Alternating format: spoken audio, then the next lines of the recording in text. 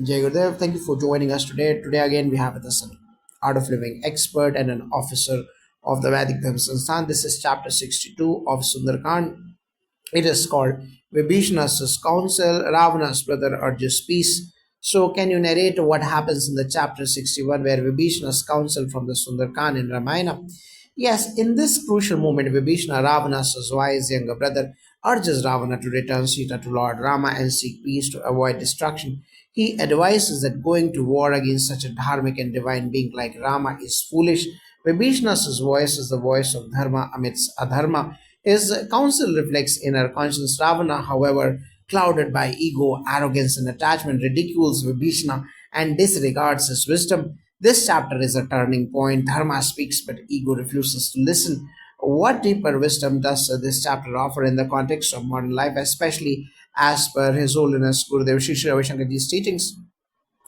Gurudev says when ego takes the driver's seat, wisdom is the first casualty. So Vibhishana symbolizes the awakened voice of conscience within each of us. This chapter teaches us that in life's conflicts, it's vital to listen to that inner guidance. Ravana's downfall begins with rejecting the truth. Gurudev encourages listening in silence, meditation, and introspection. This is where the Vibhishana within us speaks. But if the Ravana like ego dominates, we invite destruction, stress, anxiety, broken relationships, and surrender and clarity cultivated through practices like Sudarshan Kriya and Seva are essential. Why is Vibhishana's approach considered ideal and aligned with Dharma? Vibhishana's words stem from wisdom, compassion, and foresight. He sees Rama not just as a prince but as an embodiment of Dharma. In Vedic understanding, standing by righteousness, even if it means going against one's own, is true courage. Vibhishana's boldness in speaking the truth, even in Ravana's court, is celebrated in scriptures. The Upanishads say, Satyam Vada Dharmam Chara. Speak the truth, follow righteousness. He lives this. His advice wasn't just political, it was spiritual. His act becomes a moment of divine grace. So, how can chanting Hanuman Chalisa awaken the Vibhishana within us? The Hanuman Chalisa invokes courage, clarity, and devotion. Lines like Bhoot Pisach Nikat Nahi Aave, Mahavir Jab Naam Sunave affirm that fear and negativity vanish when Hanuman's name is taken. When we chant regularly, our mind becomes sattvic, refined, just like Vibhishana's. His clarity and fearlessness came from devotion and dharma. Gurudev teaches that when devotion deepens, the voice of wisdom within becomes louder. Daily chanting with bhava or devotion tunes us into that inner voice and helps in taking the right stands in life, just as Vibhishana did.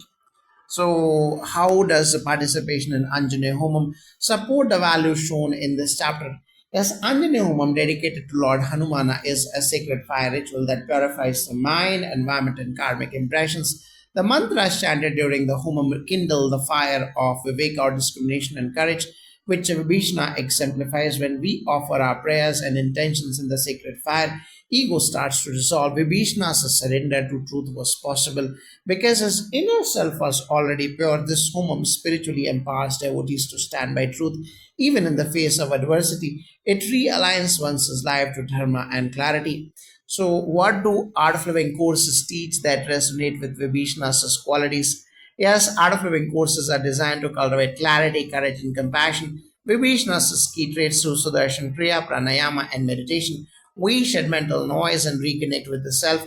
Vibhishana's courage to speak the truth amidst a hostile court reflects deep inner strength. Our courses help participants build that strength to stay calm yet bold, loving yet firm. Gurudev always says wisdom is seeing the bigger picture. These practices elevate consciousness so one doesn't react impulsively like Ravana but responds wisely like Vibhishana. What can we learn from Ravana's rejection of Vibhishana's counsel? Ravana's rejection illustrates the tragic consequences of unchecked ego. Despite being a scholar and a devotee, his pride blinded him. He silenced wisdom when it came from his own brother. This is symbolic. Many reject inner intuition and spiritual advice when it doesn't align with their desires. Scriptures repeatedly warn against ahamkara or ego. This chapter urges us to introspect, are we listening to our inner Vibhishana or to our inner Ravana?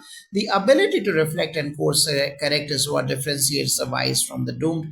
So, how does His Holiness Gurudev Sri Sri Ravi Shankarji's wisdom help in facing Ravana like forces in our life? Gurudev beautifully explains that Ravana exists not outside but inside as cravings, aversions, arrogance, and ignorance. His teachings guide us to handle these through sadhana, seva, and satsang. These pillars keep our mind centered and ego in check when challenges arise. Like Vibhishana, we must stay rooted in dharma and devotion. Gurudev says, be a witness, don't get caught in the dharma or the drama.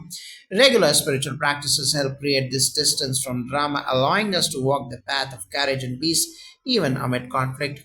How is Vibhishana's path similar to the idea of surrender in spiritual growth? Absolutely, Vibhishana chooses surrender over loyalty to adharma. True surrender is not weakness but strength. It's giving up ego, not action. In Gita, Lord Krishna says, Sarva dharmam pratyagya mam ekam sharanam vraja. Vibhishana lives his surrender to Lord Rama marks the beginning of grace in Lanka. This is echoed in Bhakti traditions and Gurudev's wisdom that when we surrender truly, divinity takes over. Many art of living devotees have felt miracles unfold after letting go of resistance and choosing the path of truth and trust. Now, what is your final message from this chapter for every spiritual seeker? The message is clear. Listen to the Vibhishana within you, the voice that calls you toward truth, love, and dharma.